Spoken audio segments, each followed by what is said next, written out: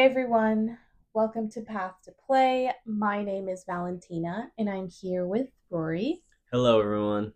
We're so excited to be kicking off our very first podcast episode where we'll be focusing on Rory's story. We'll get some glimpses into things that went well, what went wrong in his whole journey as a young athlete, all the way into college.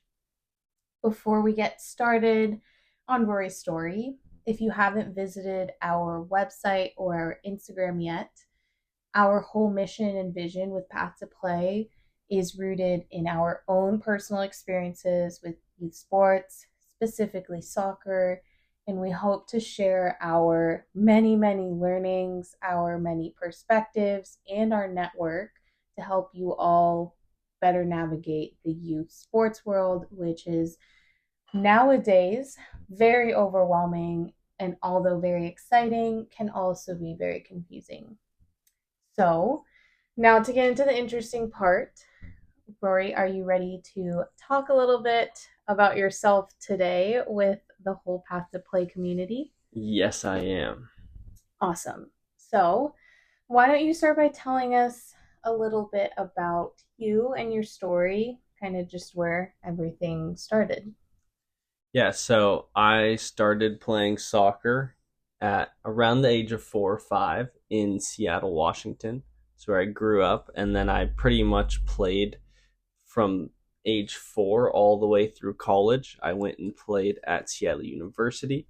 I did 5 years there for the team and then was done in the winter of 2023.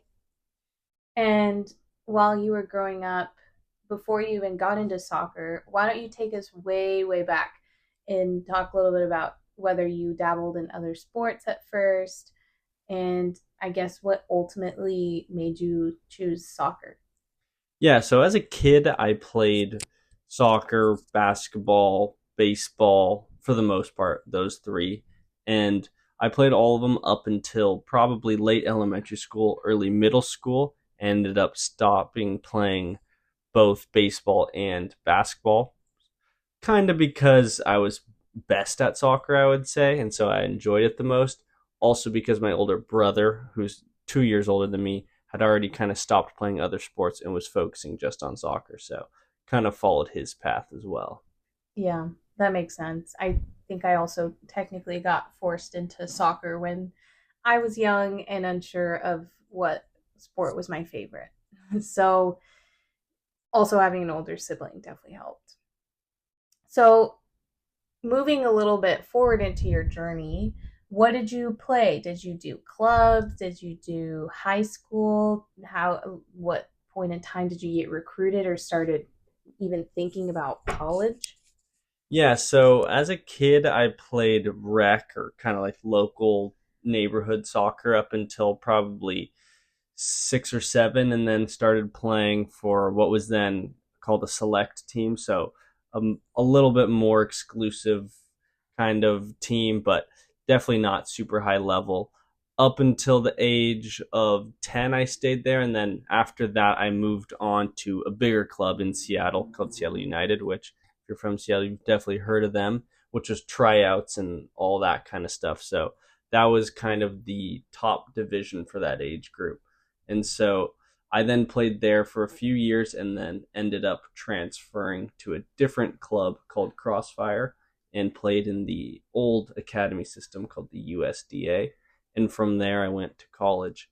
I would say started thinking about playing soccer in college, not explicitly thinking about playing in college, but thinking about playing after high school, whether that was pro Mm-hmm. or college.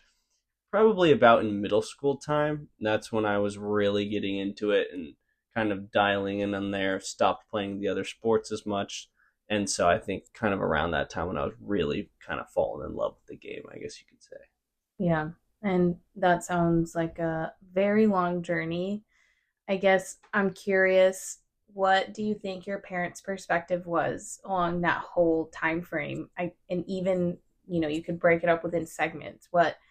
What were they thinking when you first started playing? Did they know they would eventually filter you into a club team? Did they know that you had to choose between playing high school or competitive leagues within your clubs if you were at that level? And then when you were getting recruited, do you think that they had any idea of what was the correct set of norms, or even where to start with getting recruited for college? I would say at the start, they really just wanted my brother and I to have fun and kind of play at a high of a level as we could. And so neither of them had any soccer background as kids, really. So they didn't know much about the clubs and kind of the different levels of youth soccer. So they were kind of just basing it off of other families they talked to and our other friends. But I think it was kind of just the fact that my brother and I showed tons of desire and always wanted to play soccer that they continued to, I guess, look for better clubs and try and find places where we would have fun. So I think the overall mindset of theirs is just let them have fun and try and find the best spot where that's possible. And then moving forward into college was definitely much more of a gray area, I would say. There wasn't much guidance from anyone, like clubs and other people. Just much much less people go to college to play sports, so you have less people to talk to naturally. And so I think they were a bit blind there, and they tried to rely on others who had done it and in the clubs that we played at, but I don't think they always got as much support and good advice as they hoped. Yeah. And I can definitely, I mean, that totally resonates with me as well, and with my parents, and I know we'll get to that eventually. But I feel like this sounds very familiar across a lot of families even today, even with quote unquote so many resources out there that that tend to guide you in some way, but it's hard to find real conversations that people are willing to have, right? So I think these are important notes to keep in mind as you all are getting to know Rory's story. So, if looking back now, what do you think is something that would have helped you along the way at any point of your college soccer journey, and even before that within club? What do you think is something that would have helped you a lot more as you were navigating certain unknowns, or what would have brought you a little bit more clarity throughout the process? I would say some things that would have helped were kind of what other teams to play for. When you're playing as a kid, you have your club, which I feel like is relatively easy to choose. You know, you have like logistics, can you get there for practice and things like that? Do you have friends on the team? But all the other sort of smaller things that are happening around it, we're trying out for smaller travel teams. In Washington, we had EPD. I know it's called different things in other states, but my parents kind of didn't really have any idea what that was. And they it seemed almost exclusive. Like you kind of Mm-hmm. had to know, sort of, if you know, you know, sort of thing. Mm-hmm. And I never played for it. I think my brother tried out for it 1 year, but just kind of those extra things that help players get more training and talk to other coaches just wasn't really a thing. So I think something like that would have definitely been helpful, kind of getting a breakdown of that. Also, then going into college, what would have definitely been helpful was more of a kind of how to approach, how to talk to college coaches, and how the rules work. As we'll go into later, there's very specific rules. They can't talk to you until you're a junior, Mm-hmm. or at least like formally talk to you. You can kind of bump into each other, and there's a lot of gray area. So I guess navigating the gray area, how to kind of go to the best ID camps that actually benefit you rather than kind of wasting money to go to an ID camp where nothing happens. Things Mm-hmm. like that for sure. Right, because you're right. I mean, a lot of people don't talk about this, or maybe now people do. I think as we continue to do more research and stay up to date with articles, I think a lot of people are realizing that this is a multi-million dollar business, and so it's very hard to come across transparent individuals, especially ones that are in organizations that might want to prioritize expanding the club team or the whole club organization or the university itself benefiting the programs and such. So all this to say, we'll definitely talk about this as our episodes come out and as we get some feedback from you all, but I think these are all very common pain points from everyone. So I want to talk a little bit about your, I guess, any reflection high highlights from your whole journey as you look back on your entire soccer career. If you were talking to a young athlete right now and they're asking you for advice, they're asking you what would you recommend that I do? I'm playing club sports right now and I want to play in college, or maybe I don't want to play in college. You have all these different perspectives and people with different aspirations. What would you tell a young athlete right now based on your experiences? Yeah, I would tell them, do I guess kind of what you want and what you desire. When I was younger, I really just wanted to play soccer. So a lot of the reason that I would go train on my own and go find pickup games and whatnot to play in was because I just really wanted to. And it wasn't really that I wanted to play in college. Just at that time, I knew that I wanted to continue playing soccer pretty much as long as I could. So I would say just go out and train and have fun and enjoy it, and you will get better. Everyone gets better at a different rate. I know it took me a while, so I think as long as you're focused on yourself and getting better and having fun, you will be fine, and you'll kind of find the level that you want to find.